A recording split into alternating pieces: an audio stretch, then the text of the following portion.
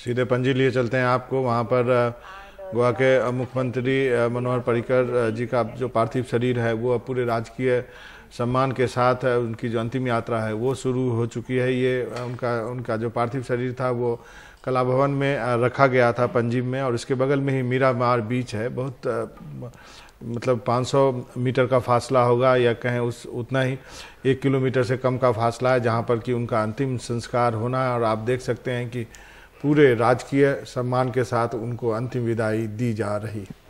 और बाबा को बता दूं कि 7 दिन का यहाँ पे राष्ट्रीय शोक है। इस राज्य में, देश में हमारे 1 दिन का शोक मनाया जा रहा है। पूरे राजकीय सम्मान के साथ अंतिम विदाई दी जा रही है मनोहर पर्रिकर को। और हम डीडी के सौजन्य से ये आपको तस्वीरें दिखा रहे हैं जो उनकी अंतिम यात्रा शुरू हो चुकी है।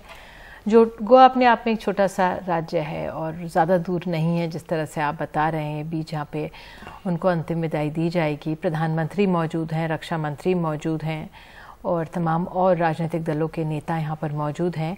मनोहर पर्रिकर को पिछले 1 साल से बीमार चल रहे थे और उसके बावजूद उनकी पूरी कोशिश रहती थी कि तमाम आखिरी लम्हों तक वो काम करते रहे। जी हाँ, निश्चित रूप से उन्होंने कहा भी था कि वो अंतिम समय तक गोवा की सेवा करना चाहते हैं। 3 बार मुख्यमंत्री भी बने। पहला जो पूरा टर्म था उनका 2000 से 2005 के बीच में था, जब उन्होंने पूरा टर्म किया। उसके पहले जो 4 महीने के लिए मुख्यमंत्री बने थे, और उसके बाद जो है अब इस बार जो है उनको जब वो केंद्र में मंत्री बनाए गए इस बार 2014 में, और 2014 में जब गोवा में बीजेपी कार्यकारिणी की बैठक हुई थी और उस बैठक में ही प्रधानमंत्री नरेंद्र मोदी के नाम की बहुत सक्रिय भूमिका उन्होंने अदा की थी। और चूंकि गोवा में हुआ था, मैं वहां पे था मौजूद, और मनोहर पर्रिकर ने ही नरेंद्र मोदी का नाम जो है प्रधानमंत्री। थोड़ा बताइए अगर आप कुछ याद करना चाहें। आपको बताऊं कि गोवा में किया गया था, बीजेपी की राष्ट्रीय कार्यकारिणी की बैठक हुई थी वहां पर। ये मीरामार बीच पर ही है,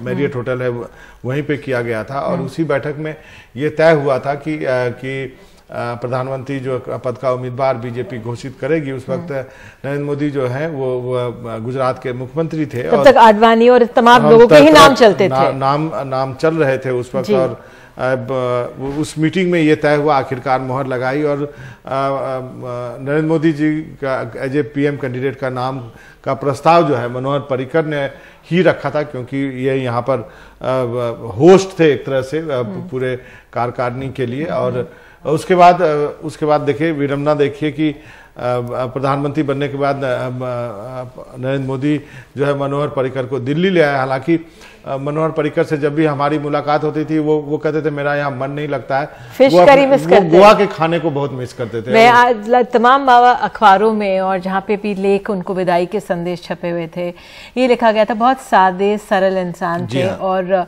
उनको गोवा की फिश बहुत पसंद थी। जी हाँ, और आपको बता दूं कि इतने सादे और सरल की कोई मुख्यमंत्री के रूप में होते हुए भी उनके पास कोई कुछ भी ऐसा नहीं था कि तामझाम नहीं था। खुद ही गाड़ी चलाते थे, वैगनार जैसी गाड़ी लेकर के। मैंने एक जगह देखा कि मैं गोवा में था और मुख्यमंत्री साहब पहुंच गए और किसी ने जो वहां पे दरबान था वो शायद पहचान नहीं पाया। उन्होंने कहा मैं यहाँ का चीफ मिनिस्टर हूँ।